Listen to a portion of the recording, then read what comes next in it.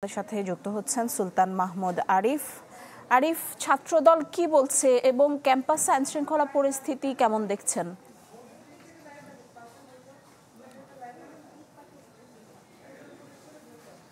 নিশ্চয়ই আজকে ২ তারিখ ঠিক ৯ তারিখেই ডাকসু নির্বাচন, আর মাত্র সপ্তাহখানেক বাকি। এরই মধ্যে গতকালকে ডাকসু নির্বাচন হবে হবে না এ ধরনের একটি দোদুল্যমানের মধ্যেই যে ঘটনাটি ঘটলো, ফেসবুকে একটি পোস্ট দিয়ে ডাকসু নির্বাচনের একজন প্রার্থীকে গণধর্ষণের যে হুমকি দেওয়া হয়েছে, তারই প্রতিবাদে গতকাল থেকেই ঢাকা বিশ্ববিদ্যালয় সহ নানান মহলে আলোচনা সমালোচনা জন্ম দিয়েছে। বিশেষ করে যে নারীকে গণধর্ষণের হুমকি দেওয়া হয়েছে, সেক্ষেত্রে নারীদেরকে যে তারা তাদের গতিকে স্তম্ভিত করে দেওয়ার জন্য একটি গোষ্ঠী একটি শ্রেণী চেষ্টা করছেন, এমনটি অভিযোগ কিন্তু নানান মহলে উঠেছে।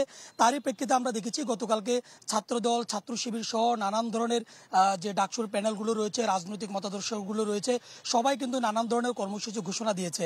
ইতিমধ্যে ঢাকা বিশ্ববিদ্যালয়ের ছাত্রদলের একটি বিক্ষোভ মিছিল হয়েছে। ছাত্রদল মূলত দেশব্যাপী তারা তাদের বিক্ষোভ মিছিলে ঘোষণা দিয়েছে। ঢাকা বিশ্ববিদ্যালয় তারই একটি অংশ হিসেবে রাজু ভাস্কর্য থেকে তারা একটি বিক্ষোভ মিছিল বের করে সেটি ঢাকা বিশ্ববিদ্যালয়ের বিভিন্ন এলাকা এরিয়া ঘুরে প্রশাসনের ভবনে গিয়ে শেষ হয়। সেখানে তাদের নেতাকর্মীরা বক্তব্য রাখেন। বক্তব্যের মধ্য দিয়ে তারা বলছেন যে ছাত্র ফেসবুকে পোস্টের মাধ্যমে সেই নারী শিক্ষার্থীকে গণধর্ষণের হুমকি দিয়েছে, তার ছাত্রত্ব যেন বাতিল করা হয় এবং পাশাপাশি তাকে যেন আইনের আওতায় আনা হয়।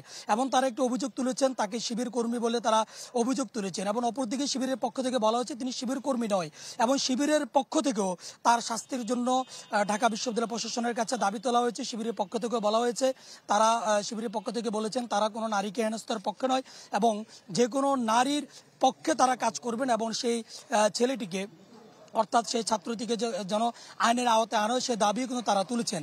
এবং শিবিরের পক্ষ থেকেও একটি বিক্ষোভ মিছিলের আয়োজন করা হয়েছে। কিছুক্ষণের মধ্যে বিক্ষোভ মিছিলটি প্রেস ক্লাব থেকে শুরু হয়ে শাহবাগে শেষ হবে।